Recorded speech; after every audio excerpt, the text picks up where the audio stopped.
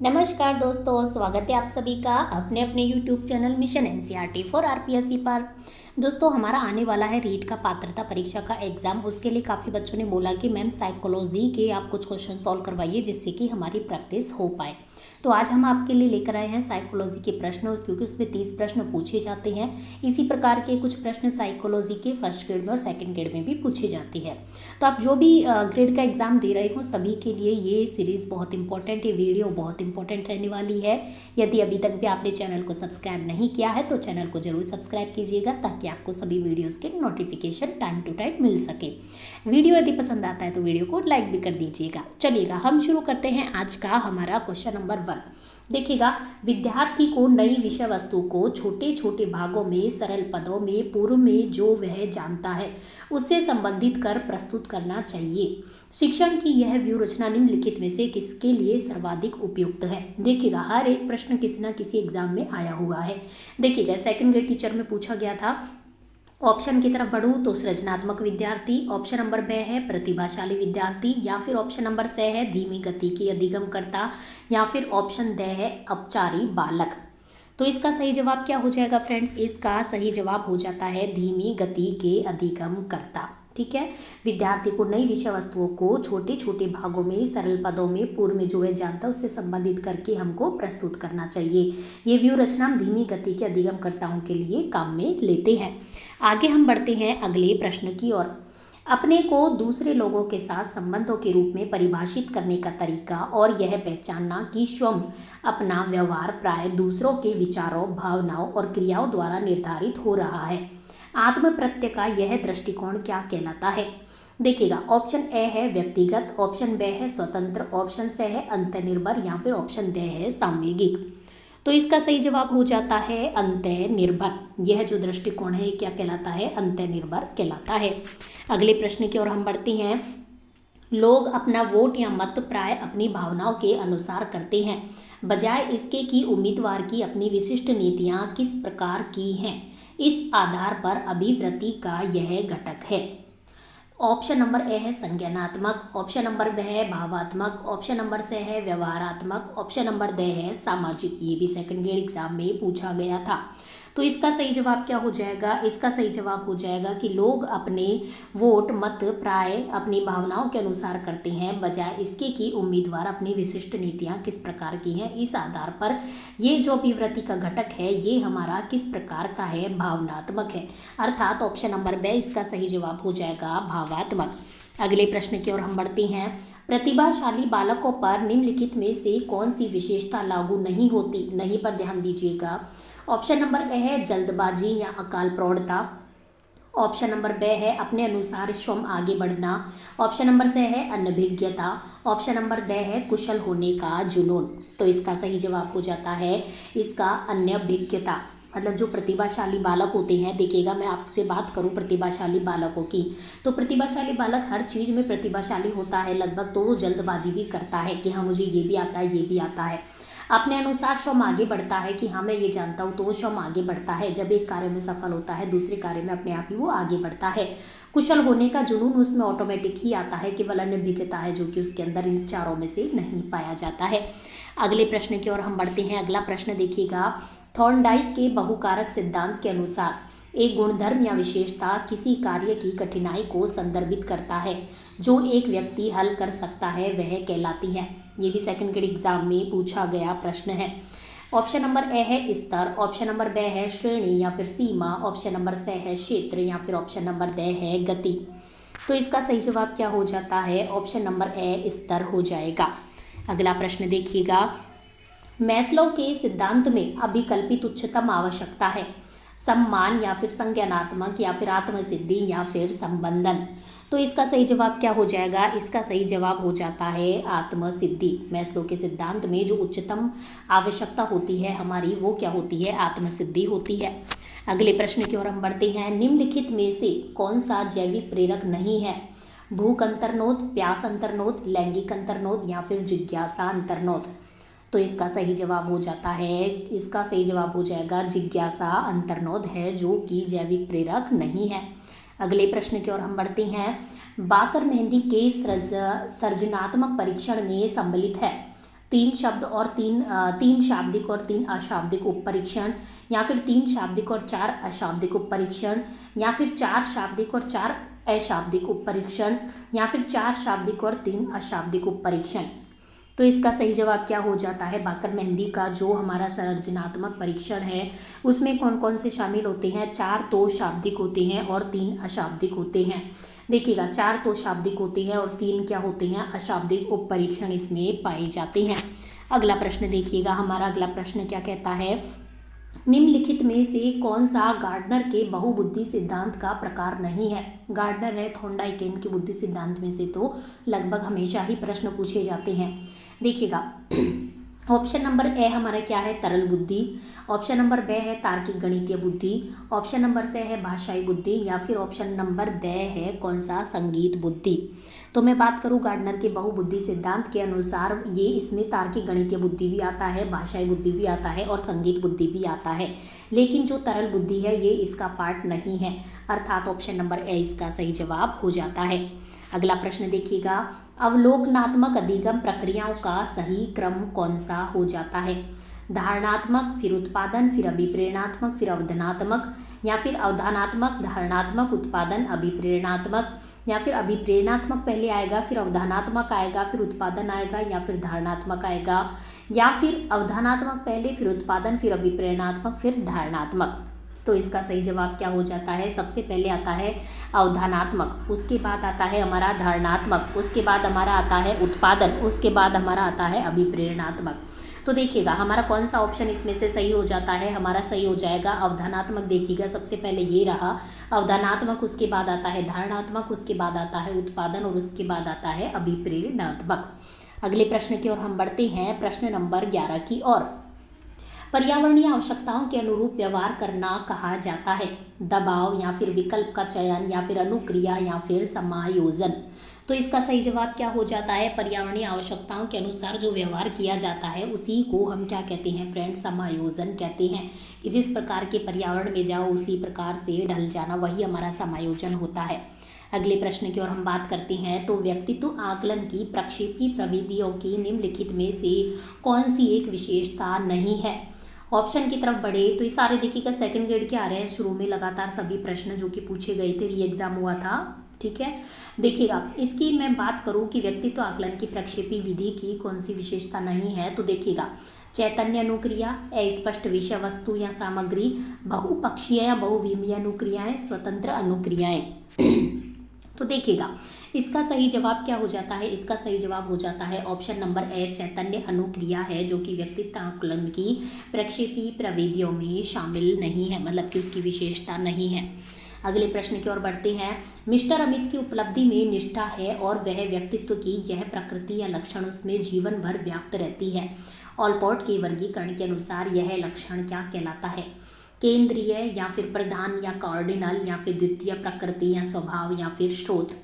तो इसका सही जवाब क्या हो जाता है, निष्ठा की मैं बात करूं जो कि व्यक्तित्व के लक्षण में या उसकी प्रकृति में जीवन भर व्याप्त रहती है, इसको हम क्या किस कैटेगरी के अंदर रखते हैं, तो ये आता है हमारा प्रधान या फिर कार्डिनल, ठीक है, ऑलपोर्ट के वर्गीकरण के अनुसार। अगले प्रश्न की ओर हम बढ़ते हैं, निर्मितवादी अधिगम के लिए, निर्मितवादी टॉपिक ही बहुत इंपॉर्टेंट है, तो देखिएगा निर्मितवादी अधिगम के लिए निम्नलिखित में से कौन सी उपयुक्त परिस्थितियां हैं। अधिगमकर्ता के पूर्व ज्ञान पर आधारित नया अधिगम, कर्ता के पूर्व ज्ञान पर आधारित नया अधिगम।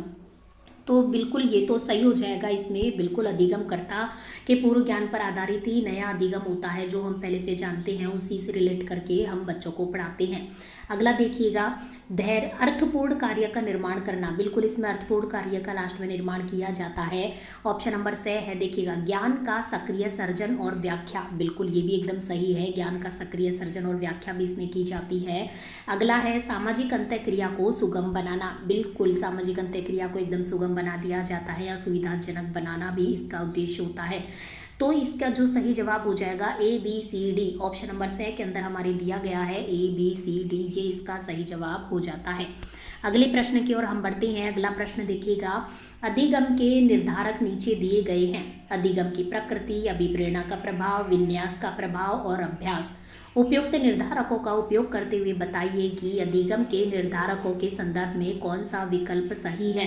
सही विकल्प की हमसे बात की गई है। तो इनमें से अधिगम की प्रकृति देखते हैं। अधिगम की प्रकृति, बिल्कुल अधिगम के निर्धारक कर्ता में अधिगम की प्रकृति का नाम आता है। अभिप्रेरणा का प्रभाव पड़ता है कि बिल्कुल अभिप्रेरणा के बिना तो अधिगम का कोई स्रोत ही, मतलब दूर दूर तक कोई नामो निशान नहीं।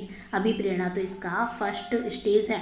विन्यास का प्रभाव, बिल्कुल विन्यास का प्रभाव भी शामिल किया जाता है और अभ्यास भी वेरी इंपॉर्टेंट। इसका मतलब कि ABCD चारों इसमें शामिल है, अर्थात ऑप्शन नंबर द सही जवाब हो जाता है। अगला प्रश्न देखिएगा, बालक का भाषा विकास जन्म के समय रोने की साधारण क्रिया से प्रारंभ होता है, फिर वह विभेदीकरण प्रारंभ होता है और बालक क्रमशः बहुत से शब्दों की शब्दावली प्राप्त कर लेता है। उपरोक्त उदाहरण में निम्नलिखित में से कौन सा सिद्धांत प्रतिबिंबित होता है? सेकंड ग्रेड 2022 में पूछे गए सभी एग्जाम में जो शुरू में जो प्रश्न है, सभी प्रश्न उसमें से शामिल किए गए हैं। तो देखिएगा, मैं बात करूं, बालक भाषा विकास जन्म के समय सबसे पहले तो रोता है, फिर विभेदीकरण उसका प्रारंभ होता है, फिर कुछ शब्दों की वो शब्दावली बनाता है। तो ये जो हमारी प्रक्रिया है, ये कौन से सिद्धांत इससे प्रतिबिंबित होता है? विकास आनुवांशिकी और वातावरण का उत्पाद है, विकास सामान्य से विशिष्ट की ओर अग्रसर होता है, विकास पूर्वानुमानीय है, या फिर विकास एक व्यक्तिगत प्रक्रिया है। तो इसका सही जवाब क्या हो जाता है? इसका सही जवाब हो जाता है विकास सामान्य से विशिष्ट की ओर अग्रसर होता है। अगला प्रश्न देखिएगा, प्रश्न नंबर 17 की ओर हम पहुंच गए हैं। मुझे उम्मीद है अब तक आपने सभी प्रश्न सही किए होंगे। देखिएगा, ब्रॉन फेर ब्रेनर के विकास के सिद्धांत के अनुसार वह स्थितियां जिसमें विद्यार्थी काफ़ी पर्याप्त या समय व्यतीत करता है, काफ़ी या पर्याप्त समय व्यतीत करता है, जैसे विद्यार्थी का परिवार, संगी साथी, विद्यालय और पड़ोस, ये सभी क्या कहलाते हैं? सूक्ष्म तंत्र, मध्य तंत्र, बृहद तंत्र या फिर बहितंत्र। तो ये सभी क्या कहलाते हैं फ्रेंड्स? ये सभी कहलाते हैं सूक्ष्म तंत्र, अर्थात ऑप्शन नंबर ए इसका सही जवाब हो जाता है। अगला प्रश्न देखिएगा हमारा, अनौपचारिक वार्तालाप और औपचारिक स्कूलिंग या औपचारिक शिक्षा जो होती है, दोनों के द्वारा वयस्क बालकों तक उन तरीकों को पहुंचाती है जिनसे दुनिया को उनकी संस्कृति व्याख्या करती है और प्रतिक्रिया करती है। सॉरी, यह आधारभूत अवधारणा निम्नलिखित में से किस विकासात्मक सिद्धांत की है? देखिएगा कितनी घुमा घुमा के इसकी लैंग्वेज दी गई है क्वेश्चनों की। तो इसका जो सही जवाब हो जाता है, यह जो अवधारणा है वो है लेव वाइगोत्स्की की। हम सीधा सही जवाब पर पहुंच गए हैं, लेव वाइगोत्स्की की ये क्या है? अवधारणा है। अगले प्रश्न की ओर हम पहुंचते हैं। तो अगला प्रश्न देखिएगा, निम्नलिखित में से कौन सा शिक्षा मनोविज्ञान के संदर्भ में सही कथन नहीं है? नहीं के ऊपर ध्यान दीजिएगा। ऑप्शन की तरफ बढ़ूँ तो मनोविज्ञान के सिद्धांतों व परिणामों का शिक्षा के क्षेत्र में अनुप्रयोग शिक्षा मनोविज्ञान है। ऑप्शन नंबर ब है शिक्षा मनोविज्ञान, मनोविज्ञान की वह शाखा है जो केवल शिक्षण से संबंधित होती है। ऑप्शन नंबर स है शिक्षा मनोविज्ञान शैक्षिक परिस्थितियों के मनोवैज्ञानिक पक्ष का अध्ययन है। ऑप्शन नंबर द है शिक्षा मनोविज्ञान शैक्षिक विकास का क्रमबद्ध अध्ययन है। तो इसका सही जवाब क्या हो जाता है? कौन सा कथन है जो कि शिक्षा मनोविज्ञान के बारे में सही नहीं है? तो शिक्षा मनोविज्ञान, मनोविज्ञान की वह शाखा है जो केवल शिक्षण से संबंधित होती है। शिक्षा मनोविज्ञान, मनोविज्ञान की वह शाखा है जो केवल आ गया है, अर्थात ये इसका सही जवाब हो जाएगा कि ये इसके संदर्भ में सही कथन नहीं है। बाकी सही कथन है मनोविज्ञान के सिद्धांतों और परिणामों का शिक्षा के क्षेत्र में अनुप्रयोग शिक्षा मनोविज्ञान है, बिल्कुल सही है। ऑप्शन नंबर स देखिएगा, शिक्षा मनोविज्ञान शैक्षिक परिस्थितियों के मनोवैज्ञानिक पक्ष का अध्ययन है, ये कथन भी एकदम सही है। शिक्षा मनोविज्ञान शैक्षिक विकास का क्रमबद्ध अध्ययन है, ये कथन भी एकदम सही है, अर्थात ऑप्शन नंबर ब इसका गलत जवाब हो जाता है जो कि हमसे पूछा गया था। अगले प्रश्न की ओर हम बढ़ते हैं। अगला प्रश्न देखिएगा, शिक्षा मनोविज्ञान एक सकारात्मक विज्ञान है। शिक्षा मनोविज्ञान की इस प्रकृति के लिए निम्नलिखित में से कौन सा कथन उपयुक्त नहीं है? यह तथ्यों को जैसे वे है उसी तरह लेती है, या फिर यह तथ्यों को जैसे वे कार्य करते हैं उसी तरह लेती है, या फिर यह तथ्यों को तर्क और नैतिकता की दृष्टि से लेती है जैसा कि उन्हें होना चाहिए, या फिर यह बालक के व्यवहार को जैसा है उसी तरह से लेती है। तो इसका सही जवाब क्या हो जाएगा? यह तथ्यों को तर्क और नैतिकता की दृष्टि से लेती है जैसा कि उन्हें होना चाहिए, अर्थात ऑप्शन नंबर से इसका सही जवाब हो जाता है। अगला प्रश्न देखिएगा, अगले प्रश्न की ओर हम बढ़ते हैं। अपने स्वयं को अपने आंतरिक विचारों, भावनाओं और क्रियाओं के रूप में परिभाषित करने का एक तरीका आत्मप्रत्यय का दृष्टिकोण है। सामाजिक या फिर अंतर्निर्भर या फिर स्वतंत्र या फिर आश्रित। तो इसका सही जवाब क्या हो जाता है? इसका सही जवाब हो जाता है स्वतंत्र। अपने स्वयं को अपने आंतरिक विचारों, भावनाओं, क्रिया के रूप में परिभाषित करने का जो एक तरीका, आत्म प्रत्यय का जो दृष्टिकोण है वो क्या है? एक स्वतंत्र दृष्टिकोण है। अगले प्रश्न की ओर हम बढ़ते हैं तो देखिएगा, एक व्यक्ति की एक उत्पाद के प्रति अभिवृत्ति लक्षित के वस्तुनिष्ठ गुणों के बारे में उसके विश्वासों पर आधारित है। अभिवृत्ति का यह घटक है मूल्य, संज्ञानात्मक, भावात्मक या फिर है व्यवहारात्मक। तो इसका सही जवाब क्या हो जाता है? इसका सही जवाब हो जाता है ऑप्शन नंबर बी, संज्ञानात्मक। अगले प्रश्न की ओर हम बढ़ते हैं। आगे देखिएगा, 23 नंबर का प्रश्न है, प्रतिभाशाली बालकों को स्कूल में सफलता के लिए प्रोत्साहित करने के सर्वोत्तम तरीकों के बारे में अनुसंधान सुझाते हैं। स्वयं के लिए अधिगम से प्रेम करने हेतु प्रोत्साहित करना। ऑप्शन नंबर बे है उन्हें उनकी माता पिता की उच्च आकांक्षाओं की याद दिलाना। ये तो बिल्कुल गलत हो जाता है। ऑप्शन नंबर से देखिएगा, पुरस्कार के लिए प्रतियोगी प्रवृत्ति को प्रोत्साहित करना। ये भी गलत है, पुरस्कार के लिए प्रतियोगी परीक्षाओं को प्रोत्साहित नहीं करना चाहिए। अगला है, जहाँ तक संभव हो सके उन्हें सहपाठी शिक्षक नियुक्त करना। ये भी गलत हो जाएगा। इसका मतलब कि ऑप्शन नंबर बे इसका सही उपयुक्त जवाब हो जाता है। अगला प्रश्न देखिएगा, निम्नलिखित में से कौन सा बी के पासी द्वारा निर्मित सृजनात्मक परीक्षण का उप परीक्षण नहीं है? नहीं पर ध्यान दीजिएगा। देखिएगा, समस्या अवलोकन परीक्षण, सामान्य उपयोग परीक्षण, परिणाम परीक्षण या फिर है जिज्ञासा परीक्षण। तो इसका सही जवाब क्या हो जाता है? बी के पासी द्वारा निर्मित जो सर्जनात्मक परीक्षण का उप परीक्षण नहीं है वो इनमें से कौन सा हो जाता है? सामान्य उपयोग परीक्षण है जो कि इसका परीक्षण नहीं है। बाकी समस्या अवलोकन परीक्षण है, परिणाम है और जिज्ञासा परीक्षण इससे संबंधित है। अगली देखिएगा, अगला प्रश्न है, एक विद्यार्थी एक कोर्स के परीक्षण में अच्छे ग्रेड प्राप्त करने के लिए कठिन या परिश्रम पूर्वक अध्ययन करता है। यह उदाहरण किस चीज का है? उच्च सृजनात्मकता का, अच्छी आदत का, उच्च बुद्धि का या फिर है बाह्य अभिप्रेरणा का।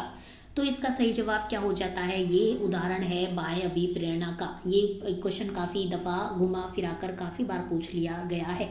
देखिएगा, अगले प्रश्न की ओर हम बढ़ते हैं। निम्नलिखित में से कौन सा अभिप्रेरणा का परिप्रेक्ष्य विद्यार्थी के व्यक्तिगत विकास और उसके अपने भाग्य चयन की स्वतंत्रता और सकारात्मकता गुणों की क्षमता पर बल देता है? व्यवहारवादी या फिर संज्ञानात्मक या फिर सामाजिक या फिर है मानवतावादी। तो इसका सही जवाब क्या हो जाता है? ऑप्शन नंबर द मानवतावादी है, जो कि अभिप्रेरणा का परिप्रेक्ष्य मानवतावादी जो है वो विद्यार्थी के व्यक्तिगत विकास, उसके अपने भाग्य चयन की स्वतंत्रता और सकारात्मक गुणों की क्षमता पर बल देता है। अगले प्रश्न की ओर हम बात करते हैं तो देखिएगा, एक व्यक्ति अपने स्वयं को समझने और प्रभावी रूप से अपने जीवन को निर्देशित करने की योग्यता रखता है। गार्डनर के अनुसार व्यक्ति निम्नलिखित में से किस प्रकार का फ्रेम ऑफ माइंड या मन की रूपरेखा रखता है? अंतर्वैयक्तिक कौशल, अंतरावैयक्तिक कौशल, शारीरिक क्रियात्मक कौशल या फिर अस्तित्वपरक कौशल। तो इसका सही जवाब क्या हो जाता है? इसका हो जाता है अंतरावैयक्तिक या फिर अंतर्वैयक्तिक कौशल, अर्थात ऑप्शन नंबर बी इसका सही जवाब हो जाता है। अगला प्रश्न देखिएगा, जुंग या युंग के अनुसार व्यक्तित्व की टाइपोलॉजी या प्ररूप विज्ञान में समाजसेवी, राजनीतिज्ञ और व्यापार प्रबंधक एग्जीक्यूटिव निम्न में से श्रेणीबद्ध किए जा सकते हैं। ऑप्शन की तरफ बढ़ूँ तो अंतर्मुखी या फिर मध्यमुखी या फिर उभयमुखी या फिर बहिर्मुखी। तो इसका सही जवाब क्या हो जाता है? इसका सही जवाब हो जाता है ऑप्शन नंबर बी, बहिर्मुखी। जो युंग ने जो हमारा व्यक्तित्व का परीक्षण मतलब व्यक्तित्व के जो हमारे टाइप बताए थे, व्यक्तित्व की जो श्रेणी बताई थी, उसमें जो समाज सेवी, राजनीति और व्यापार प्रबंधक मतलब एग्जीक्यूटिव कौन सी श्रेणी में आएंगे? बहिर्मुखी में आते हैं। जो हमारे समाज सेवा, राजनेता वगैरह सब होते हैं ये बहिर्मुखी व्यक्तित्व के अंतर्गत आते हैं। अगला प्रश्न देखिएगा, जोड़ों को मिलाइए परीक्षण एवं उनके निर्माताओं के अनुसार। देखिएगा, समूह ए है और समूह बी है। समूह ए में परीक्षणों के नाम दिए गए हैं और समूह बी में इनके परीक्षणकर्ता या निर्माताओं के नाम दिए गए हैं। तो देखिएगा, हम बात करें पास अलोंग परीक्षण। पास अलोंग परीक्षण किससे संबंधित है? अलेक्जेंडर से। हम बात करें संस्कृति मुक्त परीक्षण, ये किससे संबंधित है फ्रेंड्स? कैटल से। हम बात करें सम्मिलन सिद्धांत, तो ये किससे संबंधित है? ये है जेजोन्क से संबंधित। हम बात करें आईक्यू से, तो आईक्यू संबंधित है टर्मन से।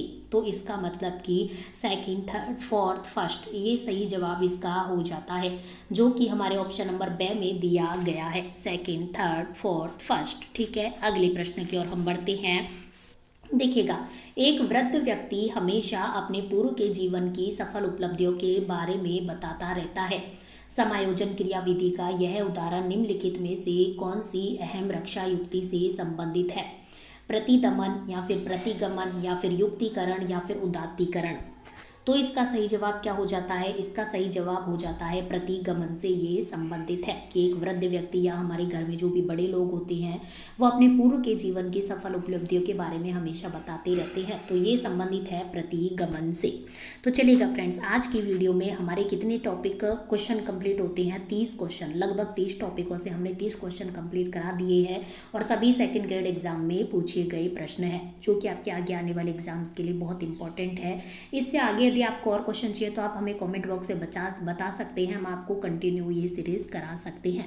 तो चलेगा, आज की वीडियो बहुत ज़्यादा लंबी हो जाए इससे पहले हम वीडियो को यहीं पर अलविदा कहते हैं। हम मिलेंगे आपको नेक्स्ट वीडियो में नेक्स्ट क्वेश्चंस के साथ। यदि आपको हमारा वीडियो चैनल एक छोटा सा प्रयास पसंद आता है तो वीडियो को लाइक कीजिएगा, चैनल को सब्सक्राइब कीजिएगा। धन्यवाद फ्रेंड्स, हम मिलते हैं नेक्स्ट वीडियो में।